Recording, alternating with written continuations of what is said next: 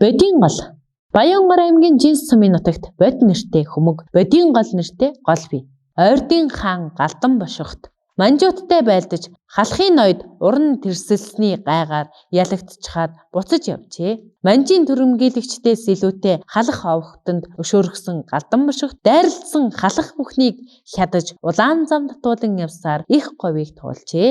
Аян жингийнхэн нь их ядарч сэтгэл нь ганархан гантай цөлд хүн бүхний тэргүүн хүлэг мордын толгой гудгар явтал гинт өмнөөс нь сэрүүн салхи сэвшин хөхөөн дуу уянгалан нүдний хараанд нь айл гэр адуу мал алаглан үзэгдэж найр хормынхны төрлөг сонор чихийг нь дэлсжээ. Галдан бошигт бодсон нь халахын ноёдол урвснаас бус хүн ард урваагүй шүү дээ. Гэтэл би гимгүй олныг юунд хүйс тэмтрв амин шарах олсон араатан мэт цусан өшөө зангирсан миний сэтгэл энэ газар ус нэгүүлсэнгүй бод сэтгэл төрүүлжээ. Энэ хоногоос эхлэн хүн амьтныг нь байтугай халах Монгол орны хорхой шавж гүрвлийнх нь амийг хүүхэнд гэж зарлиг буулгаж хонон саадах зур цэргүүд нь овоо босгож уул газрыг бод гэж нэрлээд урсгал усыг нь бодийн гол гэж нэрлэжээ.